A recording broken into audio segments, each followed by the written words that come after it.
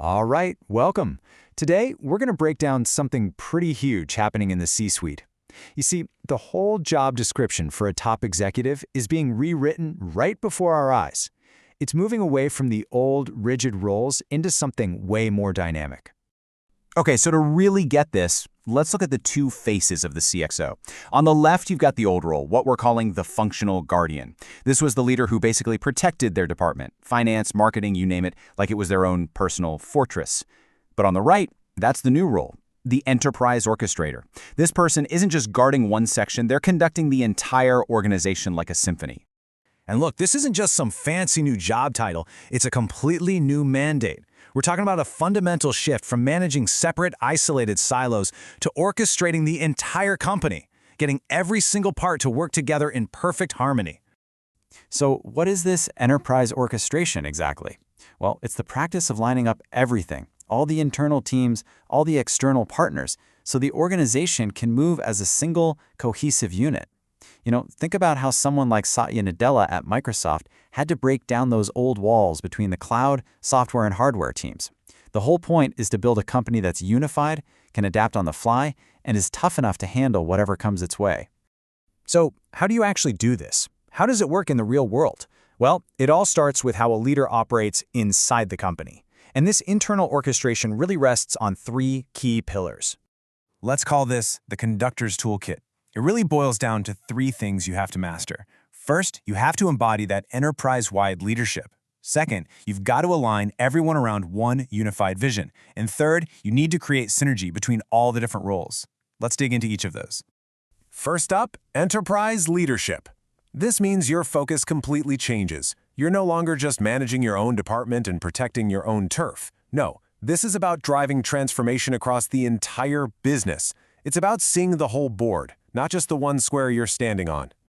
Next, the leader has to be a unifier. I mean, think about it. How often do the tech, finance, and people teams seem to be working toward totally different goals? Vision alignment is the art of getting all of them in sync, harmonizing their strategies so that every single part of the company is pulling in the exact same direction. And finally, we have multi-role synergy. Today's leaders can't just be an expert in one thing anymore. They have to be fluent in multiple languages. They need to speak tech, understand finance, and get the customer experience. The real magic is weaving all that different expertise together into one single, coherent strategy. But here's the thing, the job doesn't stop at the company's front door, not even close. A modern orchestrator has to look outward and understand the massive, complex world the business operates in. This is where ecosystem thinking comes into play. It's this core understanding that no company is an island. You don't create real, lasting value all by yourself. It's co-created within this huge, interconnected web of relationships. And wow, this really shows you just how big that web is. We're not just talking about your suppliers and customers, we're talking about regulators, the digital platforms you rely on, even the local communities where you operate. A true orchestrator has to juggle all of these relationships. So what this all means is that the way you make decisions has to change. It can't just be about maximizing profit for shareholders anymore. A stakeholder orientation means you're constantly balancing those financial goals with the well-being of your employees, the trust of your customers, and your overall impact on society. It's a much bigger equation. Okay, so when you combine this deep internal alignment with that broad external focus, the ultimate role of the modern executive becomes crystal clear.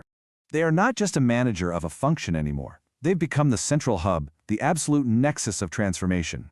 They are the person connecting all the dots between agility, foresight, and strategy to push the entire enterprise forward.